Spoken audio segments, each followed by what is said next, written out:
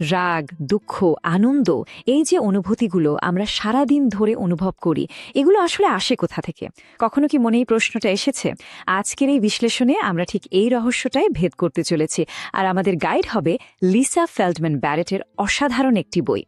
ভাবুন তো একবার, বলা হচ্ছে আমরা যা অনুভব করি আর কেনই বা করি সে সম্পর্কে আমাদের যা ধারণা সেটা নাকি একেবারেই ভুল।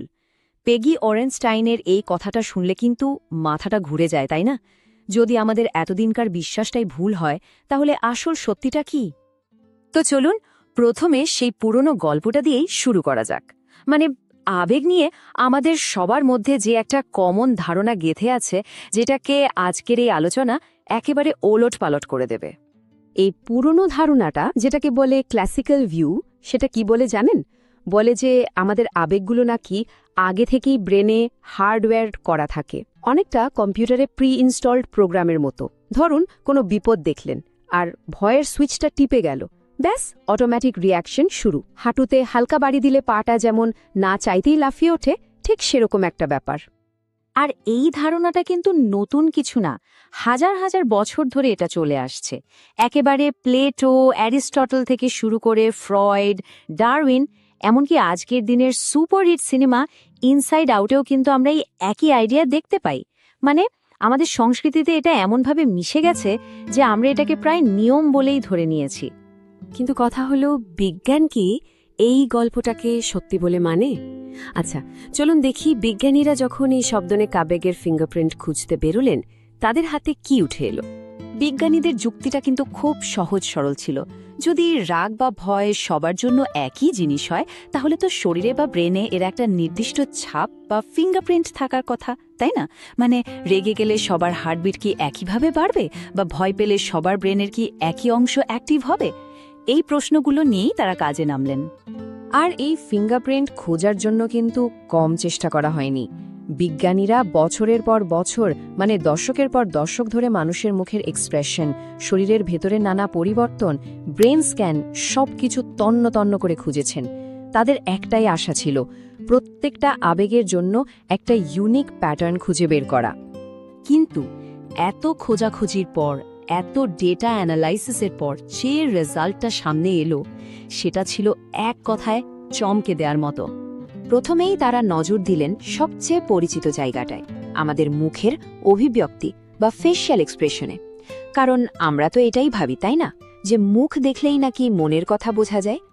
কিন্তু মজার ব্যাপার হলো, গবেষণায় দেখা গেল এর কোনো ঠিক ঠিকানা নেই। একজন হয়তো রেগে গিয়ে ভ্রু কুঁচকে ফেলছে, আর একজন হয়তো সেই একই রাগে দাঁত বের করে হাসছে, আবার আরেকজন একদম পাথর মুখ করে বসে আছে। মানে, রাগের কোনো একটা নির্দিষ্ট ফেস নেই।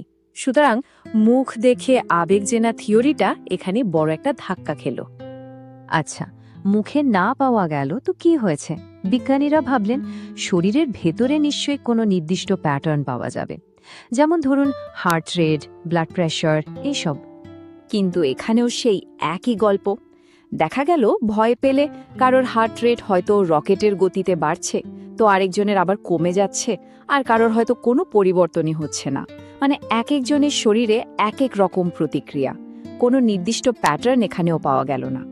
তো শেষমেশ সিদ্ধান্তে আসতেই হলো। কয়েক দশকের হাজার হাজার গবেষণা ঘেঁটে বিজ্ঞানীরা যা বুঝলেন তা হলো, আবেগের কোনো সার্বজনীন বায়োলজিক্যাল ফিঙ্গারপ্রিন্ট নেই। নেই মানে নেই। আমরা এতদিন ধরে যেটাকে ধ্রুব সত্যি বলে জেনে এসেছি, সেটা আসলে একটা বিরাট বড় মিথ। তো পুরনো মিথটা তো ভেঙেই গেল। তাহলে এখন প্রশ্ন হলো, আসল ব্যাপারটা কি? এখান থেকেই জন্ম নিচ্ছে আবেগ নিয়ে একটা সম্পূর্ণ নতুন, আর বলা যেতে পারে বৈপ্লবিক একটা থিওরি, যার নাম থিওরি অফ কনস্ট্রাক্টেড ইমোশন বা নির্মিত আবেগের তত্ত্ব। তাহলে দাঁড়ান, প্রশ্নটা আরও পরিষ্কার করে করা যাক। যদি আবেগগুলো আমাদের ব্রেনে আগে থেকে সেট করা কোনো রিয়াকশন না হয়, তাহলে এই যে এত তীব্র অনুভূতি, এগুলো কোত্থেকে আসছে, কিভাবে আমরা এগুলো ফিল করছি? আর এখানে লিসা ফেল্ডম্যান ব্যারেটের থিওরিটা আসছে।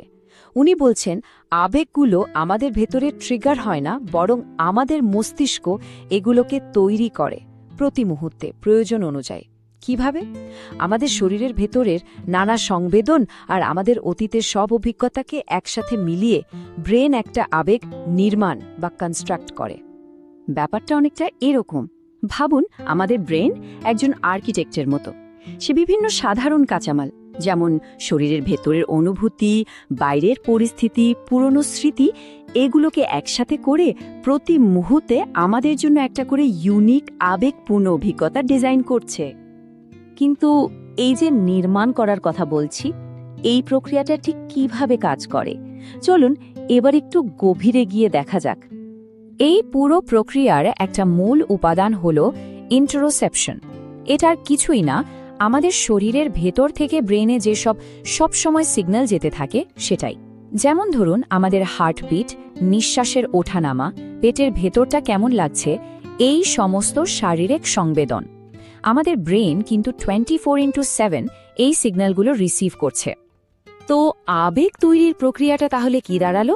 দেখুন, প্রথমে আমাদের ব্রেন, শরীর আর চারপাশ থেকে সব রকম ডেটা বা ইনপুট নেয়।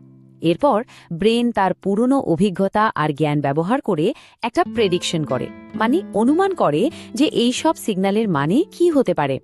আর এই অনুমানের ফলাফলটাই হলো আমাদের আবেগের অনুভূতি। এখানে একটা দারুণ উদাহরণ দেয়া যায়। আচ্ছা, মাফিন আর কাপকেকের মধ্যে পার্থক্য কি? উপাদান তো প্রায় একই, দেখতে প্রায় একরকম। আসলে এদের মধ্যে বায়োলজিক্যাল কোনো পার্থক্য নেই। পার্থক্যটা পুরোটাই আমাদের শেখা বা সামাজিক। আমরাই ঠিক করেছি কোনটাকে কি বলবো। ঠিক তেমনি ধরুন, বুক ধড়ফড় করছে, এই একই অনুভূতি পরীক্ষার আগে হলে আমরা বলি ভয়, আবার লটারি জিতলে বলি উত্তেজনা। অনুভূতিটা একই, কিন্তু আমাদের ব্রেন অতীত অভিজ্ঞতা আর পরিস্থিতি বিচার করে তাকে আলাদা আলাদা আবেগের নাম দেয়। তো এই সব আলোচনার পর শেষ প্রশ্নটা হলো, এই নতুন থিওরিটা জেনে আমাদের লাভটা কি? এটা কেন এত বেশি গুরুত্বপূর্ণ? কারণ এর সবচেয়ে বড় শিক্ষাটা হলো, আমরা আমাদের আবেগের কাছে অসহায় নই। আবেগগুলো হুট করে আমাদের ওপর ঝাঁপিয়ে পড়ে না, বরং আমরাই আমাদের আবেগের সক্রিয় নির্মাতা। যেহেতু আমাদের ব্রেনই এগুলো তৈরি করছে, তার মানে আমাদের হাতেই এর নিয়ন্ত্রণটা আছে। আমরা চাইলে আমাদের আবেগপূর্ণ জীবনকে প্রভাবিত করতে পারি। তাহলে শেষ কথাটা এটাই, যদি আমরাই আমাদের আবেগপূর্ণ জীবনের স্থপতি হই, তাহলে আমরা নিজেদের জন্য ঠিক কী ধরনের অভিজ্ঞতা তৈরি করতে চাই? এই প্রশ্নটা রইল। এর উত্তরটা কিন্তু আমাদের নিজেদেরকেই খুঁজে বের করতে হবে।